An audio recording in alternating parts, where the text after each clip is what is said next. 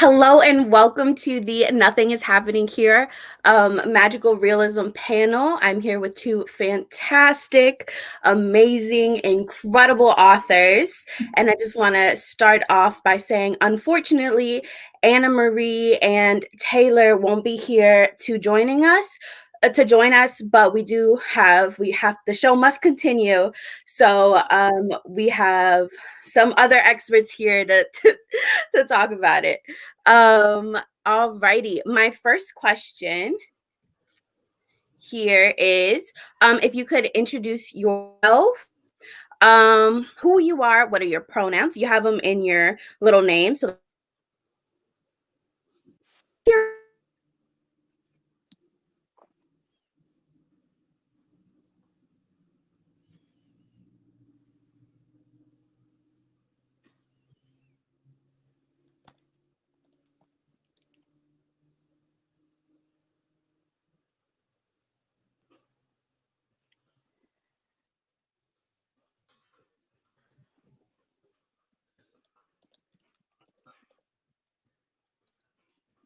Well, I guess we can go ahead and introduce ourselves. Go ahead, Anika. Okay, I will start.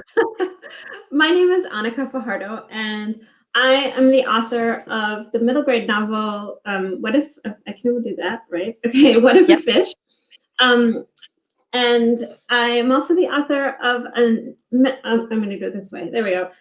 There you go. A memoir called Magical Realism for Non-Believers, a memoir of finding family that came out last year.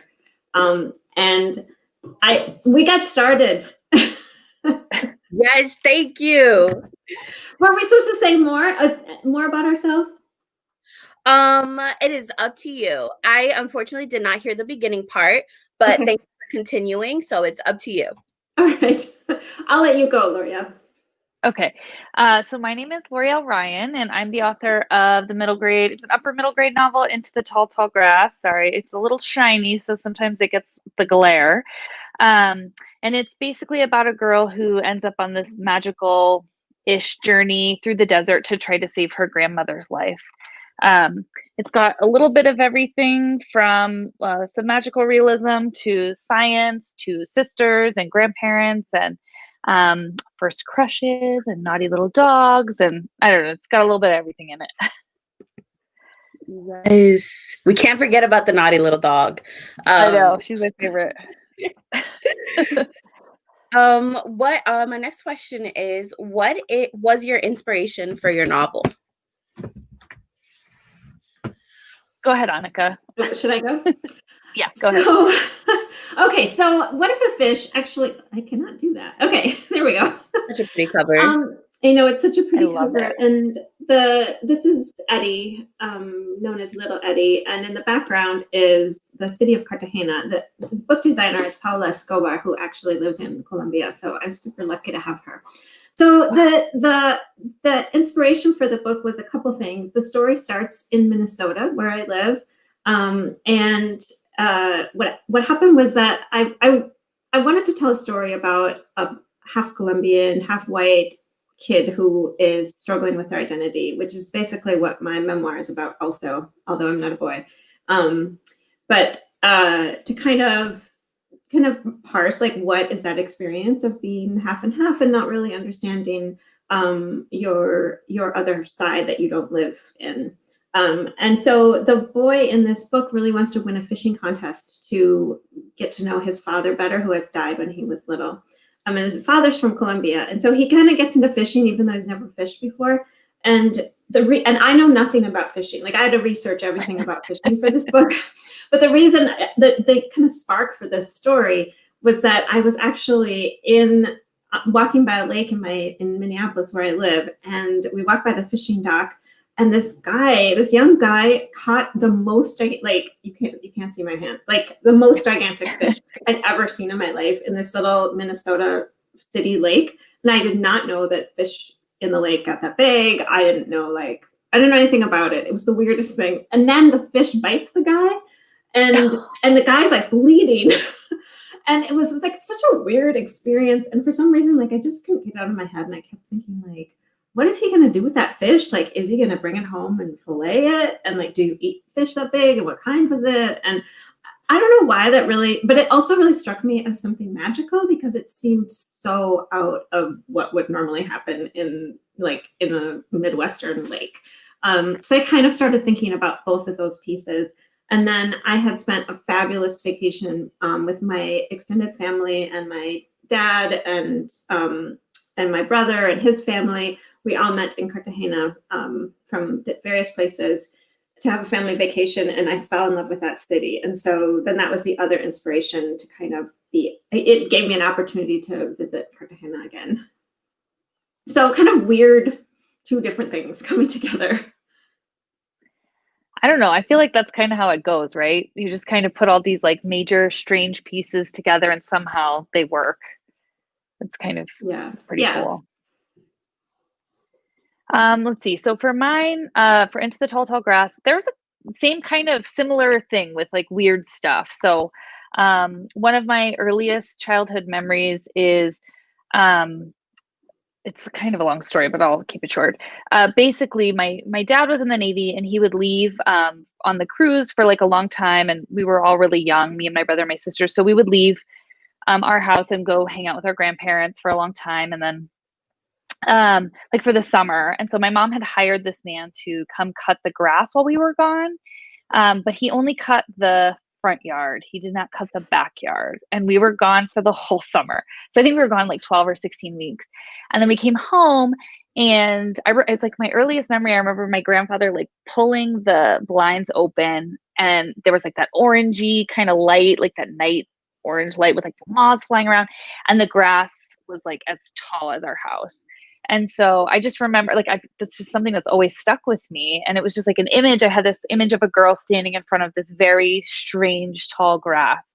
So that was like kind of what started the story. And then the other part of it is that I am like a huge science geek. I never got any degrees in writing. Nobody ever like said, you're a good writer, you should pursue this. I was like into science and biology and virology and microbiology, all the like little parts of biology I loved, especially genetics. And so I was really interested in trying to figure out how to do like a scientific genetic family pedigree. And so those kind of two pieces kind of came together of, could the family have like a magical trait and could it be some sort of genetic thing, but then also have like this wondrous grass in there? And like, how does that play in? And that it just sort of took a life of its own. And that's where it started.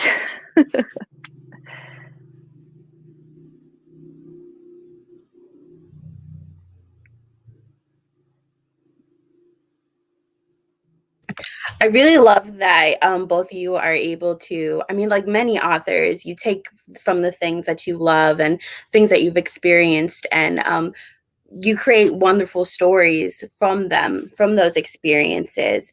A lot, like a big piece of both of these books is identity and discovering ourselves in small ways and big ways. What does it mean for you to be able to create this kind of representation? And yeah, I'll leave it at that. Yeah. All right. Should I go first again? Go ahead. It's a good way to go. Yeah. All right. There's some other panel I was always first too. So I guess, I think there's two things to this. One is that for me, when I was growing up, so I was born in Colombia, but my parents got divorced, and so I was raised in Minnesota with my Minnesota mom for most of my for my whole life since I was 2. And as I grew up without my dad, and then went and met him when I was 21, and that's what my memoir is about.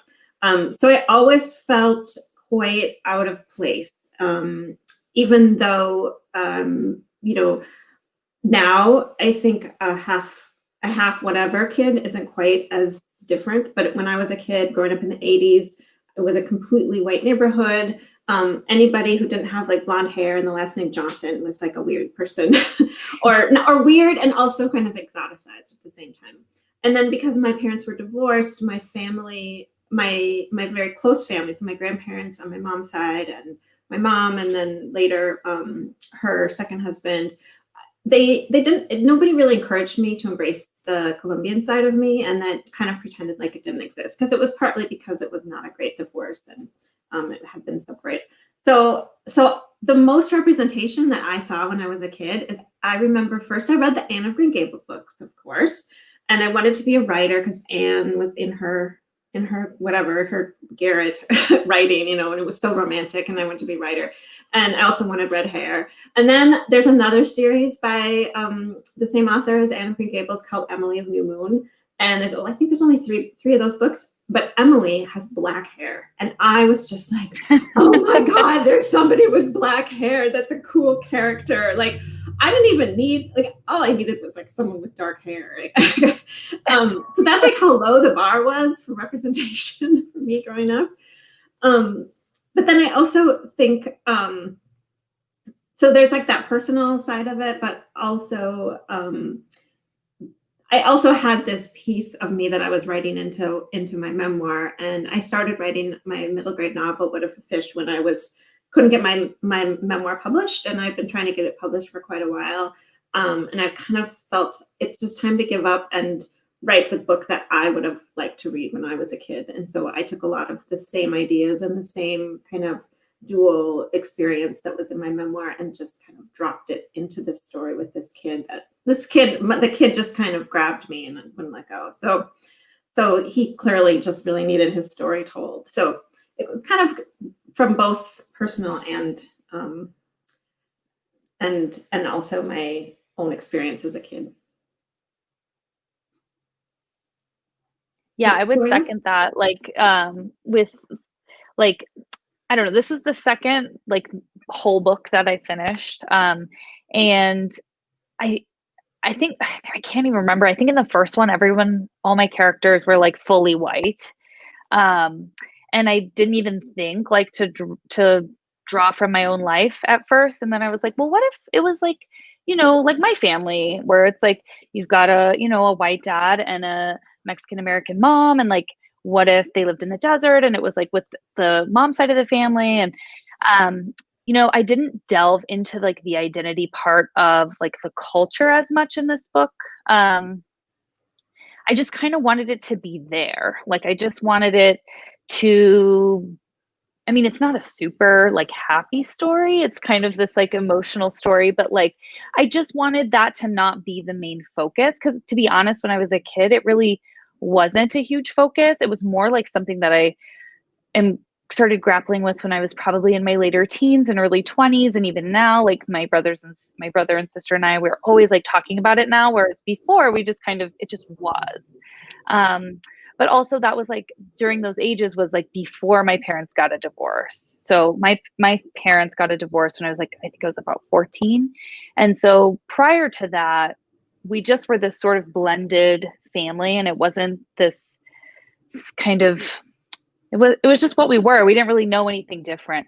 But then after the divorce, I think that's when like the identity pieces really started like playing in my mind of like, well, then what are we? And like, you have to be one way with one side and one way with the other. And we couldn't be just like how we were before. And so for this book, I wasn't ready to like dive into all of those issues. I really just wanted them to be like happy with their identity and like just going like, but still struggling with it in a different way, not necessarily like the half and half way. So, it just drew on my own inspiration from that time in my life. And like with the grandparent representation in the book, that was like very much how I feel about my grandparents, like very important people in my life who I saw a lot. I was so fortunate to have like so much time with them. And like the relationships that I talk about and that are kind of demonstrated in this book, like they're very representative of both sides of my family. So I don't know. That's where I was with it. I think maybe in another book I'll deal with the other stuff. I think it's interesting that divorce played into both of our kind of identity experiences. I never thought about that before. Like that kind of makes sense though to me now that you say that, and that there's this split, and makes the split more obvious maybe. It's yeah, totally. Because I think like before, like prior to that, we were just like a blended family, and like, you know, we had tamales on Christmas, and my dad, who was white, thought he could make tamales better than my mom, and like he really kind of could, and so then my mom would get mad, and then like now my dad doesn't make tamales like ever, and so like it's just like those kinds of things that we were like it was normal growing up, but like once the family kind of splits apart, those tradition where do those traditions go? Where does that the things that used to blend from both sides when they're no longer together, you're doing different things on either side. I don't know if that makes sense, but Yeah, it does really. yeah, it's interesting. Next book that we'll have to dive into and talk about all those deep issues. I really appreciate how both you write about identity, and I feel like in a lot of books you see this fight of like a fight in a different way where it's like a constant struggle of like finding who you are. But I like that in Into the Tall Tall Grass, it's not necessarily like that's just who they are. That's just part of who they are, and I really appreciated that. And then for Anika, that fight wasn't, because sometimes it can seem like very, I don't know, aggressive. It was just Tito kind of like playing with his I like slowly figuring out who he is and embracing it as he went along. And I just think that's amazing, because like constantly you just see like this really like strong inner battle, and it is part of finding our identity, but sometimes it's just nice to see it played out in a different way. You know what I mean? My next question is, what was the most difficult aspect about writing these characters? Let me mute myself. Do you have a great answer, Loriel? I can go. My dog's Go not ahead. barking now, so I'll go before he starts up again. I'm like trying to like tell my husband, get the dog to stop barking. So I guess the most difficult part of writing the characters is just, I think it's just knowing if you're getting it right.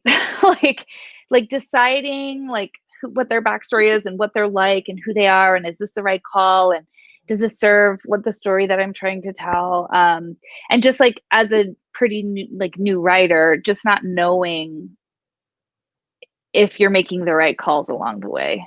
And you know, I really wanted to, you know, represent like my growing up, but then also like there's a twin sister in there, and her and Yolanda is the main character, and Sonia is the twin, and they have like a lot of strife and issues, and like I kind of pulled some of that from like my own stuff with my sister, and like the jealousies that we went through at those ages, although we are not twins, like she's younger than me, but like those kinds of feelings. And so like you can kind of pull from your true life and try to make it as authentic as possible, but you also want it to be like its own thing as well. You don't want it to be like totally ripped off, I guess, because it's fiction. But it's just that confidence and knowing like that you're making the right decisions along the way for everyone. That can be really challenging. I'm still, challenged by that all the time, because once you make one decision, it has a cascading effect all the way down. So just kind of go in with your gut and just doing it. Sometimes that's really, really hard to do because it's going to affect everything. So my biggest problem is probably just like sitting and like waiting to see like, well, do you want to commit to that trait, or do you want to commit to that just yet? And then I just sit there and nothing happens in the story. So I'm like, all right, we gotta pick something and keep going. What about you, Anika? Well, I mean, I guess the most obvious answer would be that my character's a boy, and I was an only child, and I have a daughter, and so I don't have extensive experience specifically with like 11-year-old boys, although I did teach fifth grade. My first career was teaching many, many years ago. So I'm like technically I've experienced 11-year-old boys, and I have a nephew. He doesn't live near me, but he, I've been around him when he was that age too. So that was helpful. But I also think, my tendency was to basically like not let that bother me that he was a boy, and that what, would he say things differently, or would he think things differently? But I think kind of figuring out like how some of the hardest part actually through the editing process was making the things that seemed really clear to me, make them seem realistic. So some of the things, I mean, the reason that I have a book called Magical Realism for Non-Believers is because like my real life had kind of strange things that happened. But when you're writing fiction, everything has to make sense, right? And so there was a lot of real world things that I had to figure out, that partly due to the fact that, a lot of things were based on my memories as a child, and a lot has changed in the however many years it's been since I was his age. And part of it is just that like the world has just changed a lot, and that we also expect we expect people's lives to be a certain way, and when they're not in real life, we're just like, oh, that's weird. But in a book, you have to have a reason why it's not. Like, for instance, he and his mom never took him to Colombia to visit his mom's family, or his dad's family, and that's kind of strange, but that's what happened to me. Like, I never went. So I don't know why, but so in real life, you don't need to know why, right? You just have lived it. But in writing, you have to figure out why those things are, all the choices that you make, like Loriel was saying, you have to decide why they're making those choices. So that makes it hard. Yep, I second that. The back motivation for the character can be really difficult, because we don't do that for ourselves, right? We just make our decisions. Exactly. We don't understand all of that. Right. But the writer has to understand it all, right? Yep.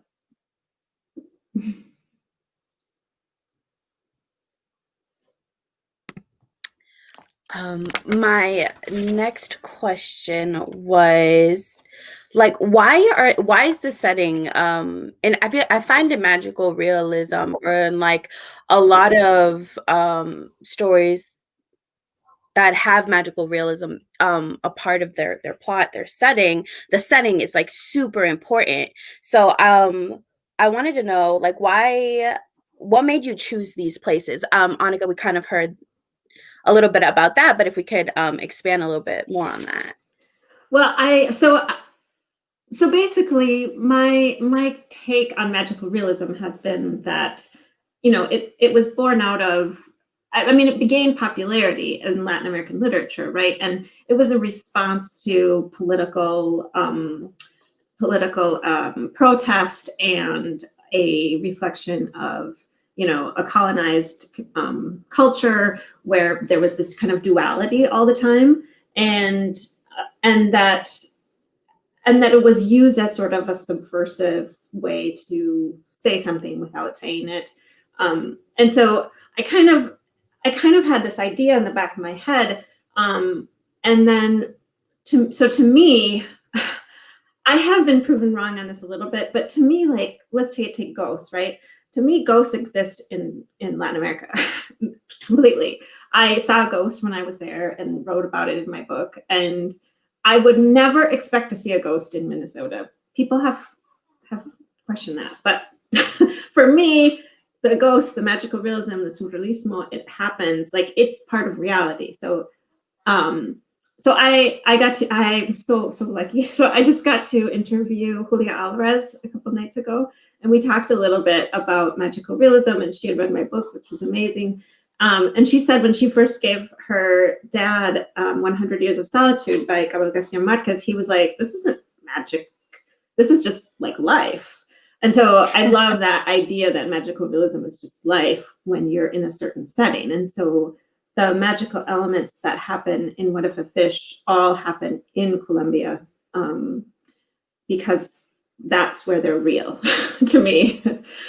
So that's kind of makes that contrast. And especially for Eddie, he's going back and forth between this kind of his regular life in Minneapolis, where there's, magical things don't happen, he believes, and then this other very different world in Cartagena and Colombia that you know, he has all these experiences that are different. Even the ones that aren't magic are magical to him, right? Just seeing the ocean is magical.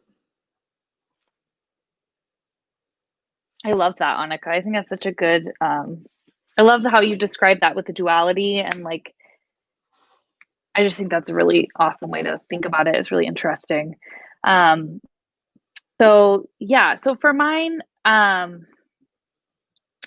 think, I mean, for my premise in the whole book is basically like science and magic kind of melded together. Because to me, like, science is magic in some ways. Like, the more I learned about, sort of like, I remember taking cellular biology for the first time and I was like, wait, what? This is how it works? Like, this was in college and I was just like, do people just know this and they're walking around with this information and like they're just not like in awe of it all the time? And it's like, it was like a very complicated cell biology too, with like G proteins and all these enzymes like unlocking the cell and all this crazy stuff that like, yeah, you have to have a lot of biology like information first to be able to like appreciate the complexities of it. But like, it just floored me. I just remember walking around for a long time after that, just being like, there is like a lot of little stuff under the surface that we don't even know that people know about.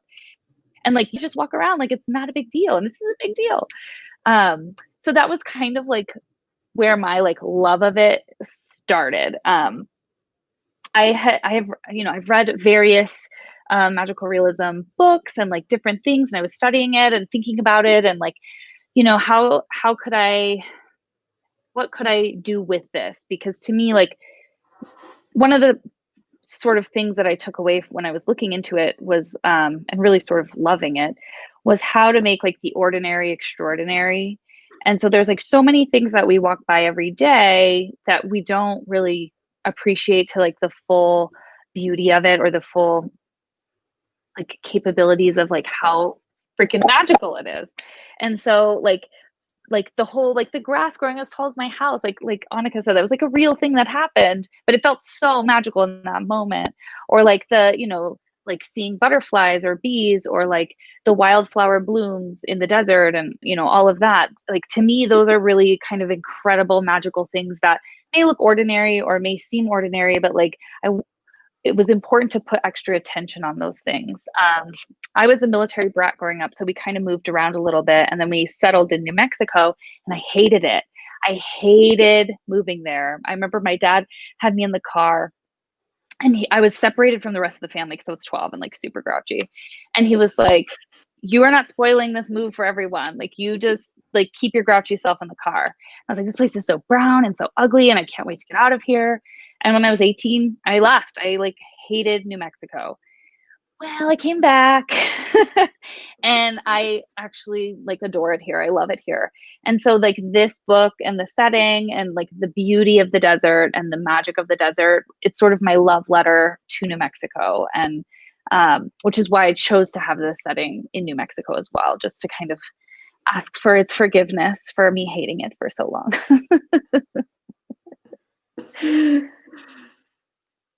That's great. I love that. I love the 12-year-old. It's like that's like right out of a Judy Blume, right? Oh yeah. Like, he was like, you have to stay with me. You're ruining this for everyone. Yeah, totally. I really love that. I lived in New Mexico. I don't remember it because I was really young. I was 5 years old, but I definitely do remember that imagery. It was just like sand, brown everywhere. But it was, I think, it also a colorful place in its own way, from what I remember. Technically, you guys, you answered this, but I figured I'd ask it. Oh no, Anika, you didn't really answer this. But you brought it up. How has magical? I was gonna save this towards the end, but since we brought it up here, I was gonna ask it here. How has magical realism changed? As Anika said before, it was a way to protest, in a sense, the dictatorships that were happening in Latin America. But now you see this like gradual change. You've seen how it's shifted a little bit. So if I could get your answer on that. Yeah, well, I hope I'm not stepping on your, and if you're going to ask a question about misconceptions, but I'm going to just go right there, because I think that's one of the biggest things that that has changed, is that I think as more people kind of embrace, I think people really like the words magical realism together. That's my theory, is like, because they're opposites, that maybe they, well, they're not opposites, but they could be, that maybe that is what makes people want to embrace them and then put their own meaning on them. So when I was shopping this book around, I spoke with an editor who was like, we love it, but we want more magical realism in it. And by magical realism, they meant more magic, like straight up magic, right? Not the cool magic that Loriel is talking about, and not like, you know, ghost magic, but like magic. And so I was like, well, but that's not magical realism. Like, just putting in more magic doesn't make it magical realism. Like, I think there has to be a reason for it. And so I think that there's a lot of things that are more like straight up magic or fantasy that ends up being, you know, considered magical realism. I think, you know, we all have the right to do what we want with it, right? Like, it's a literary tool for us to tell a story. And so if people want to, you know, make it more magical or different, I think that's fine. But I think as a reader, you have to be a little bit careful about what you expect from something that's called magical realism. So it's almost like I see it more in like the reader side than the writer side. Because I mean, you're a writer, you get to tell your story, right? You get to decide what what happens next, or you have to decide what happens next. So yeah, that's my my diatribe on magical realism. I love that. I sometimes I don't feel like an expert on any of anything since this is my debut. So like, I think just in the ways from like the books I've read to like, you know, like Isabel Allende, which was like, you know, from like the ones I like have really loved were like her older ones. And so like the way that's changed is like, in my view, it's become like less, it's like less historical, I guess. It's just more modern. And so like looking at it from like a modern life, and looking at those kind of like what Anika said, like the commentaries that you're making about a situation are a little bit, maybe a little bit different than the way that it originated initially. And so kind of see it modernized and changed, and having different authors and people kind of use it in different ways is really, I don't know, I just like love to see the variety. And even what Anika said too about like every writer is going to do it a little different. In some places it's going to be very sort of very carefully placed in, and sort of, I don't want to say faint, but just like very like small amounts.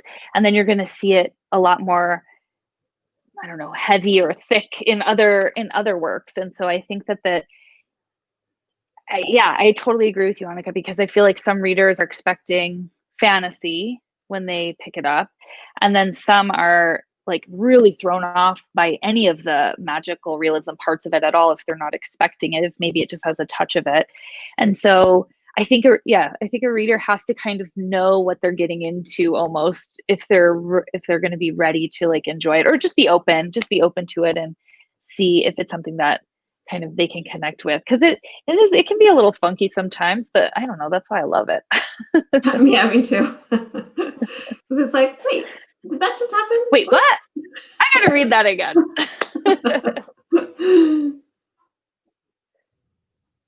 That I really appreciate that too, because when I was reading all your works, just the different ways that you like invoke magical realism, and with Anika, or in What If a Fish, it's very like small pieces. It's not very like overt, is that the word that I'm looking for? And then in Loriel, in Into the Tall Grass, we have butterflies, we have bees in hair, which I loved. I love that imagery so much. Just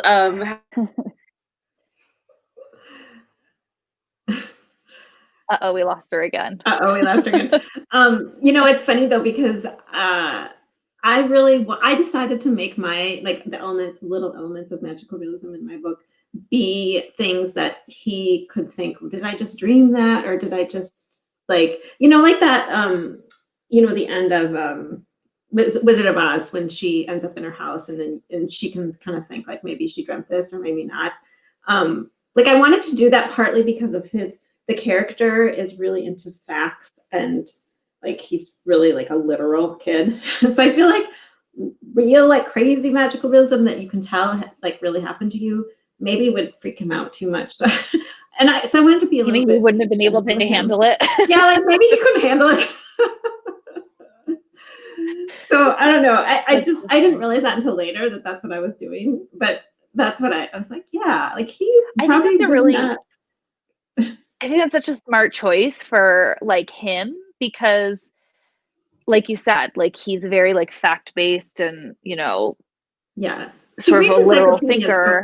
Like, that's his thing. That's hilarious. Yeah, so like with my girl, she's very like scientific based and very like scientifically thoughtful and all of that, but like so at the beginning, she's the only one that doesn't have one of the magical traits in the family. So she doesn't have like a magical ability. And so she's just like, well, fine, I'll just stick to my science or, whatever. Yeah. But she's a little bit jealous of it too, because she didn't get that trait, the family trait. Yeah. And so, but the traits are pretty like, overt. So it's like, I mean, hers ends up coming. Well, I won't spoil it, but it kind of comes later. But yeah, I don't know. It's kind of. What else? We should. Let me grab my phone. She has all the questions on my. What was the question? Yeah. There was another one. I'll get it. Let's see. Oh, let's talk about grappling with. She's back. Oh, she's back. I'm so sorry. I really love the imagery. Okay, that's where I stopped off, right? And I guess my question, which I didn't have, but I'm thinking about now, and Anika, we have leeches. I'm sorry, I keep saying Anika like you're the literature. What if a fish we have leeches, and into the tall grass we have the butterflies. And I was wondering what was if there was any like specific choice that you if there was a decision that you made in putting this part of the book, was like you're like I just like butterflies, or I just like leeches, or is there more to that? So the leeches started because the weirdest thing, one of the weirdest things that happens to little Eddie is that he's out in the ocean swimming with his brother in the Caribbean in Cartagena, and they see this thing, it looks like a hat, and they grab onto it, and leeches pour out of this thing, and like they're all over, and they're both like freaking out. So kind of that, and then there's leeches that appear a couple more times in the book, but that thing actually happened to my husband and my daughter. And so that wasn't even like, that's not even magic. Well, I mean, it's magical realism in that it did happen in Colombia. So, and they were so freaked out afterward. Like they were freaked out, but also like laughing hysterically that they thought they had seen this hat. And then when they touched the hat, it turned into leeches. And my daughter she was like 10. She was completely convinced of magical realism at that point. So, and then leeches just like fits in so nicely with the idea of fishing, obviously. And as I did all my research on fishing, it turns out that leeches are really like, it's really good bait in Minnesota anyway. So it's very like magical, but also very practical that they became practical. Yeah. I love that. I don't honestly, I don't remember where the butterflies came from. I have no idea.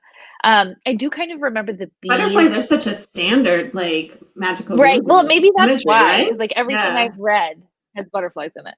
So I think it started there. Plus, and I love monarchs, and like my mom we used to like raise them as kids for like our science projects and stuff. So I've always loved them. Plus I was probably doing it with my kids at the time. So it was probably something like that. And then with the bees, it was, I kind of wanted something similar to the butterflies, but like a little bit different, to kind of throw that wedge between Yolanda's sister and herself, and like kind of push the sister closer to the grandmother too. So that Yolanda kind of felt more isolated. And so having them both have like sort of that insect capability, plus like with plants and things like that, it kind of bonded the grandmother and the twin sister together and kind of left Yolanda out. But the other thing I did was I made Yolanda allergic to bees, so that it was like even more like antagonism between her and her sister. So Yolanda would get stung, and then it would be like a disaster. And so it was just kind of another reason for her to just stay away from her sister. Which is also kind of magical, right? I mean, like even that is, yes, yeah, it's like, that was the plan. yeah, I love it. I love it. Wait, you planned that. It's a miracle. I planned it. Some stuff I don't plan. That I did plan.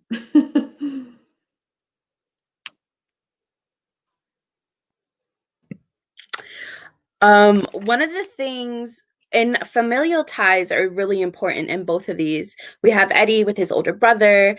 He's really excited to meet his older brother.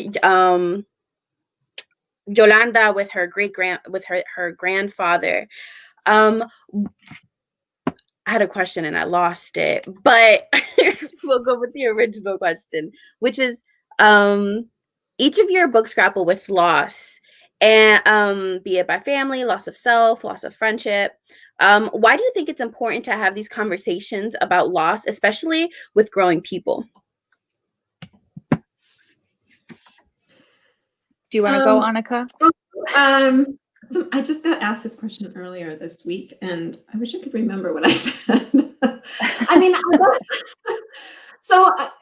my own grandmother died while I was writing this book, and spoiler, I'm afraid that was that was a big motivation for me, because I really felt like I personally needed to work through this loss for me. She was part of the gang that raised me, my mom, and my two grandparents. So she was really important to me. And I hadn't had a close relative die when I was that age. I had some great grandparents die, and I have felt those really strongly, but it was a different relationship, I think. But for me, I think for all like humans, right, death is a part of life. And so I think it's important for us to acknowledge that. And one of the things that Eddie learns is that we all grieve in different ways, and that we need to be respectful of the way people grieve. My husband's mom died when he was 26, and she was pretty young. And it was interesting just that his way of grieving was so different from mine.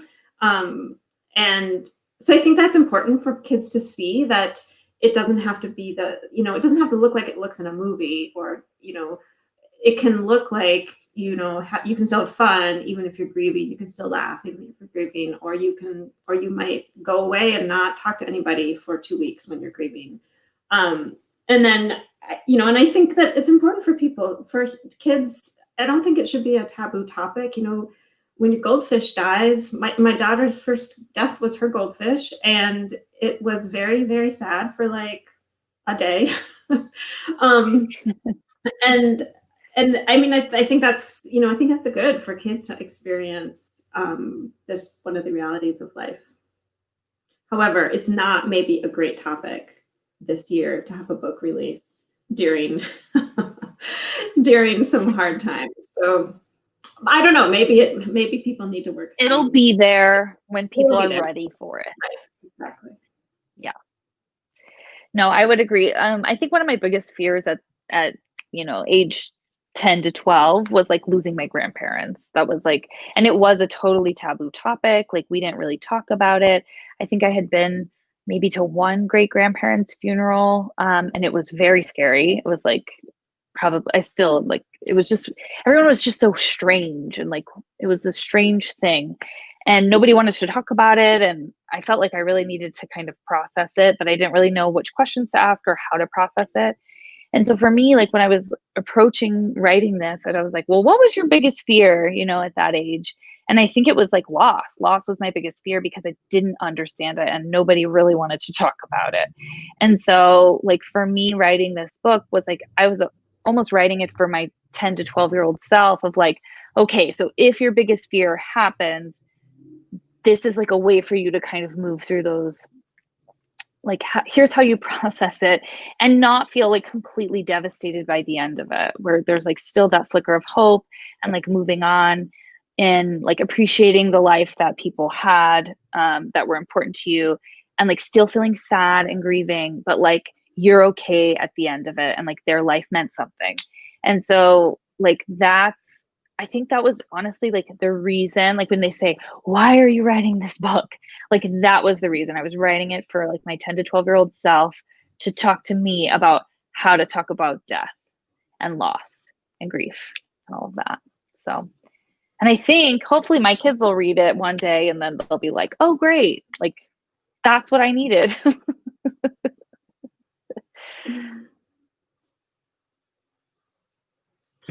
I know that if both of my grandfathers died within the same within a year of each other, like a summer, like back to back. And I know if I had these kinds of books, it would have been definitely very helpful for me to have to process those deaths. So I'm very happy that these books are out in the world to help young people process this kind of loss. So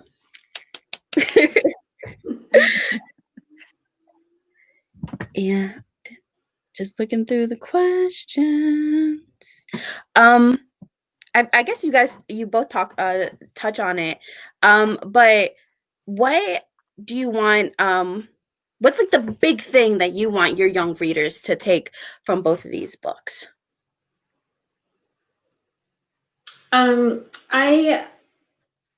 I guess I am hoping that readers will leave with this idea that it's okay to be you, and that you are enough, and that you get to claim yourself. You get to decide like how you want to be seen by others and how you see yourself, and that you don't need to do what other people want you to do, or act a certain way that other people want you to act. I think people in general, and kids in particular, at that kind of mid age, are looking to figure out like what's the right thing to do, or what's the right way to do things, from how to dress to how to talk to, who to be friends with. And so claiming themselves, I think, is really important, especially because they're just at that verge of wanting other people to claim them. I think my daughter is almost 14 right now, and so I'm seeing that change that happens. And I hope that people can, read books like this and say, and hold on to that for a little longer. That self that, I'm worthy of my own name, be my own self. I love that, Anika. You should make that like the thing that you sign in the books, like claim yourself, and then you can sign your name at the bottom. That's a good idea. I love that. It. Yeah, it popped right in. I was like, she should do that, because I'm always trying to think of one, but yeah. I think for my book, my main character, Yolanda, she starts off like very grouchy at the beginning and very lonely. And so I think she kind of has made that her identity. Like she is a grouch and a loner, and she doesn't need anybody, and she doesn't really want to be around other people. And she's just going to like forage life on her own. But by the end, she kind of starts to like let people in a little bit more, and kind of understands that the world isn't against her, and like she is responsible for some of that isolating of herself. And so she starts to kind of change and like open up a little bit. And so I guess what my like main message is, especially like through Yolanda, is that it's okay to have an identity, and it's okay to like think that you're a certain way, but like you always have the capacity to change. So you can always come out a little bit different, a little bit stronger, and you can always like not reinvent yourself, but like just because you've been a certain way for so long doesn't mean you always have to be that way. Which is me, because I was a total grouch as a kid. It's I'm funny, not like anymore. both of those messages like are I mean, they're almost opposite, but they're both completely true, you know, two completely different things that can both be true at the same time. That's the thing with writing. You can just write a whole book for a theme, and then you can write the opposite theme. Yeah, really.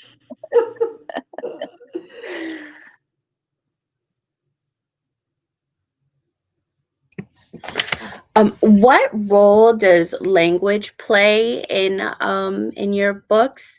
I know that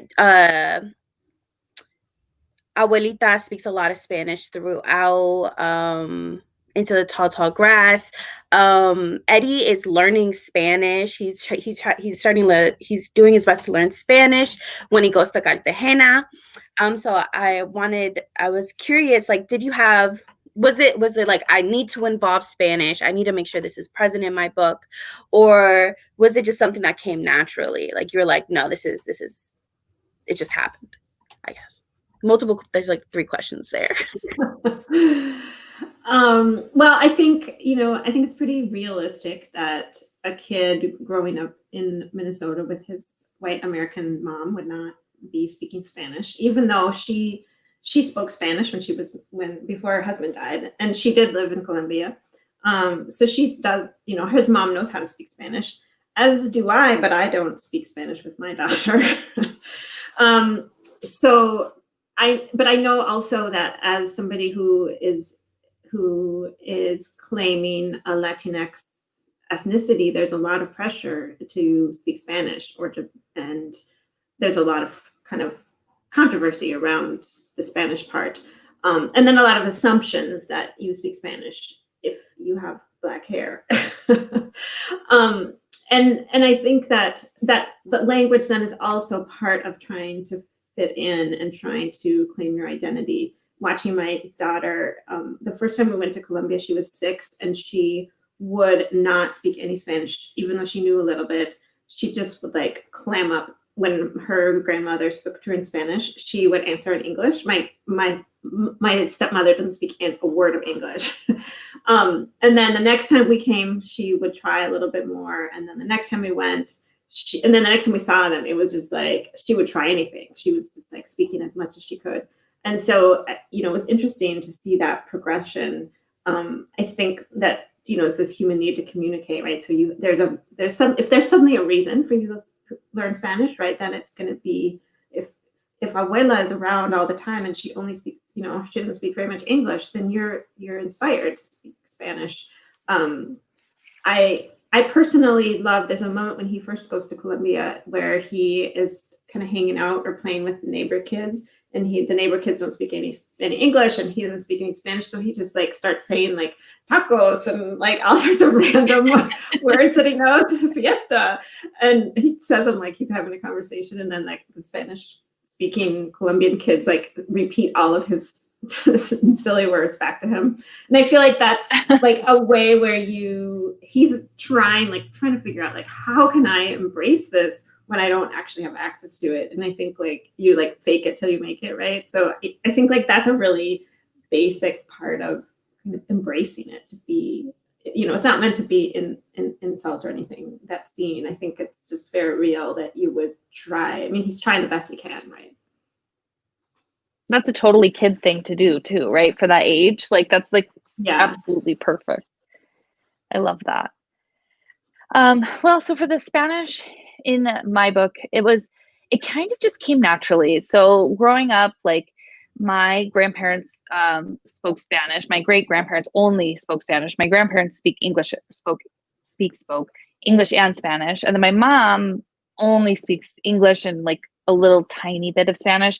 And like myself and my mom, like we can understand it pretty well, but like formulating a sentence to respond back is not very good. My sister's fluent, but she ended up learning like high school, college, moved abroad to learn. And so she didn't learn like through the like upbringing in the family. But there were just like things that you pick up. Like my grandparents said a lot of stuff to us in Spanish and like little things. And so that's kind of how I approached it in my book. It was, she would say something, like Wella would say something under her breath, and then like Yolanda wouldn't really understand what it was. So then, you know, Wella has to explain what it is, or maybe she would catch like a word that she kind of understood, but she didn't understand what the whole sentence meant. And so like that approach to it was basically my upbringing, where there's like a lot of little words or little things that you definitely know because you've always grown up with them. And actually you didn't even know they were Spanish really until later. But then there was a lot of things that you were like, well, I got that word, but I didn't get the rest of what they meant. And so like, it just, I basically went with the stuff I knew. And then my sister checked all the stuff that Wella said. So I knew it was accurate.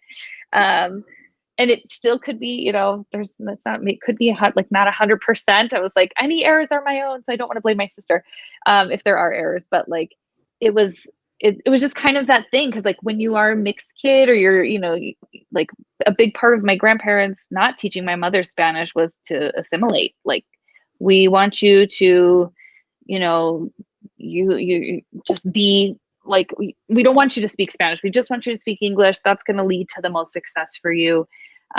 Which is sort of sad because my sister and I are like, especially my sister, I think trying to reclaim those lost things that we kind of lost because yeah, with my great-grandparents, they couldn't speak any English. And so we would like try out our little like taco fiesta stuff with them. And like, and it was like just the only way that like we could get anything, you know, through to each other. And they would, I don't know, it was just kind of an interesting approach to language. And I really wish we would have learned it, but I don't know, that's just the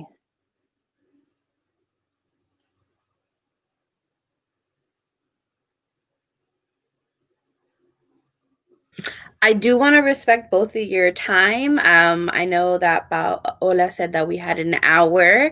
I have a couple more questions, and then we'll be closing. And I'll start with my closing questions. First of all, I feel like before we go, we need to know what you're working on. What should we be paying attention to? We'll start with those. I'm working on another middle grade book, and this one is about girls. So I will hopefully have more authority. I don't know. We'll see.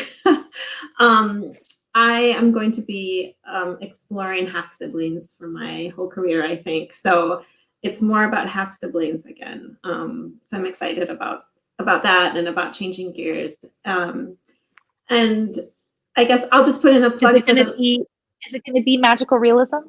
I don't think so. I don't know. I hope that my publisher's okay with that. It's just contemporary. Yeah. It's hopefully an adventure story. Because I loved those when I was a kid. So it's gonna hopefully be something that I would have loved to read as a kid. I think that's usually the goal, right? So I'm excited about that. Yeah. And I'll plug the Latinx Kidlit Book Festival from Las Musas that's coming up in December. So that is just going to be amazing. You know, you've got to clear your schedule December 4th and 5th. I'm excited. I'm so glad you remembered that. I'm excited for the half sibling dynamic. I really enjoyed reading Little Eddie and Big Eddie's dynamic, or I also love the fact that like all three of them are called Eduardo, just because I have 7 Ramiros in my family. It is continue. Yeah. Exactly. Well, because I started with that idea because my cousin, my brother, my nephew, my uncle, my great uncle all have the same first name. And I realized that when I was half brother that I didn't find out about till I was 25. And so my brother and I, if I'd been a boy, I probably would have had the same name, my dad's name. And then so we would have been like the same age because we're 4 months apart and would have had the same name. And like it's just like weird. So I decided to do that and then play with that idea and make the brother much older instead of the same age. Because that like I was like, kids won't like get that. Like that seems a little yeah. It's a little too much to go into there. Wait, how did that happen? Wait a second. I know. And so I've heard so many stories that people whose siblings do have all the same names, and lots of stories about people who are similar age as their half siblings, or surprise half siblings too. I think that's a common Latinx experience. Yay. So, I don't know what I'm working on. I have like a ton of different stuff.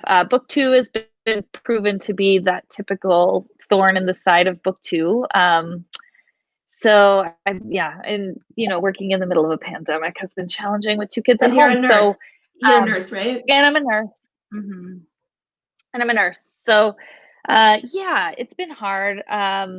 Kind of finding the time to do stuff, but it's basically kind of another science magical story. This one actually takes place in the bayou, and there's a banjo playing 12-year-old girl. So we'll see what happens. I don't want to say more because who knows, I might change it.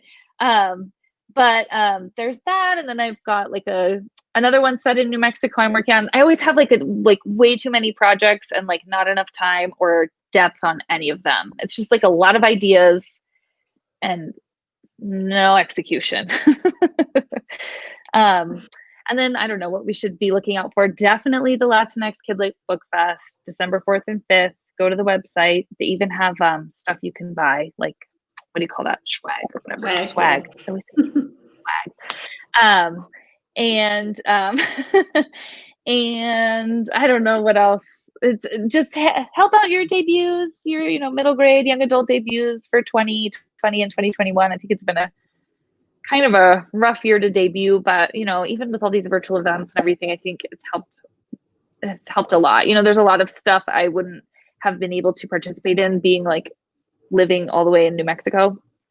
And so like this change in the platform has made it so that, debuts can participate from wherever they are, and in whatever capacity they can. So I just think that that's wonderful. And I'm so grateful to be a part of this. So thanks for having me. Me too. And last and final question. But first, banjo playing girl from the bayou sounds brilliant. Like, I would read that in a heartbeat. I hope I can get it together. Sounds amazing. What is your advice? I know you probably hear this question all the time, but what is your advice for young writers, Latinx authors who want to write magical realism or want to write books, period? Well, let's see. In addition to being a teacher, I was also a librarian for many years. And so I will tell you that you should read. If you want to write, you need to be reading. So that's important. But I think that this audience is all like readers. I mean, we've got she's there. I mean, all the booktuber people and the book bloggers are amazing. So you should follow all of them and get lots of advice for what to read. So the more you can read, the better. I studied so many books and to figure out how to write my book. And then, so then of course, in addition to reading, you should also be writing crap. Can I say that? Crap. The best writing advice I ever got was write badly and begin again. And I go back to that advice all the time. Just like let go of expectations and then just keep doing it. And then the other piece is to participate in the writing community as much as you can. So right now it's all virtual. Go, attend these events, take advantage of being able to see all these authors live. And when things open back up, like go to bookstore openings, go to readings, volunteer for things, like just be out in your community and be part of the writing peeps, the literary peeps in your neighborhood, in your area. Love those answers. So yeah, for me, I think the biggest challenge for me even starting writing was just like the fear of writing. I thought I would have to like have a specific background or study it or, and I was a huge reader like my whole life. And so like Anika said, reading is kind of the thing that gives you the best foundation for story. And so understanding how stories naturally unfold, understanding like, what did I like about this story, or why did that one not really work for me?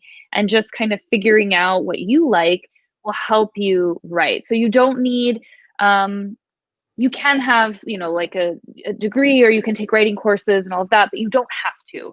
And so knowing that you just gotta just sit down and do it. And it's gonna be painful and cringy, and you're gonna hate some of what you write, but you can fix it. It's fixable, and you just gotta like get it out and then take a step back, read it again, and figure out like who is like my favorite author and how would they have made this like better, and then like try that. And then when that doesn't work, you try something else. But like you've got to kind of let go of the fear of it being wrong or imperfect.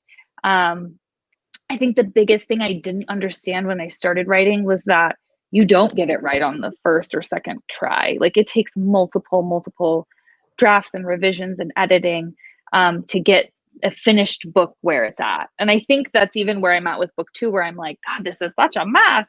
And then I'm looking at my finished book without remembering like that book started like this hot mess too. So just kind of remembering that and like letting go of the fear of the fear. That was my big thing, was like just fear of failure, fear of not finishing, fear that this was like a dumb pipe dream that I, you know, should not tell anyone about, because that would be so embarrassing if you failed. And so just like let go of all of that and just go for it, because there's so much like pleasure and life and love to be found in writing. And that's why it's place. And so like by removing that pressure, that helps a lot. At least for me. Great advice, Loriel. Love it. Seriously. Thank you so much for being a part of this today. I really appreciate you both taking the time to talk to us about your books. I just want you to reintroduce yourself one more time. Let's push it through that. People need to buy these books. They were amazing. They were brilliant. So let's do that one more time and we're good to go.